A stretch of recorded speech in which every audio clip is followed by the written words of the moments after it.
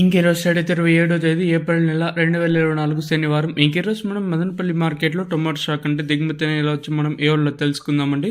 అంటే దిగుమతి నేడుపైన ఎక్కువగా వచ్చిందో లేదా తక్కువ వచ్చిందో వీటిని ఏ వాళ్ళలో తెలుసుకుందామండి. తెలుసుకునే ముందు ఇంకా మన ఛానల్ సబ్స్క్రైబ్ చేసుకోలేదు, ఇంకెందుకు ఆలస్యం ప్లీజ్ లైక్ ప్లస్ సబ్స్క్రైబ్ చేసుకోండి. మీరు సబ్స్క్రైబ్ చేసుకోండి పర్వాలేదు, కానీ ఈ వీడియోని మాత్రం లైక్ చేయడం మాత్రం మర్చిపోకండి. ఇంకా విషయానికి వస్తే తెలిసిండే కదా, మదనపల్లి మార్కెట్లో సుమారుగా ఒక 29 మండీలు ఇంకా 31, 32, 33 వెళ్తూ ఉన్నాయి.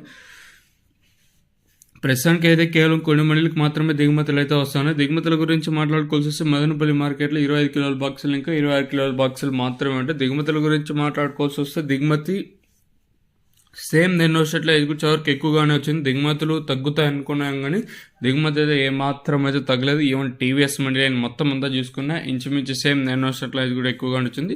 అలాగే జీపీఆర్ మండీ లైన్ మొత్తం చూసుకున్నా కూడా ఇంచుమించు సేమ్ నిన్న వచ్చేట్లో వచ్చింది. తగ్గింటే ఒక 2, 3, 4 మండీలకు మాత్రం నడిపోయిన దిగుమతి తగ్గింది తప్పితే మిగతా మండీలు అన్నిటికీ సేమ్ నిన్న వచ్చేట్లో వచ్చింది.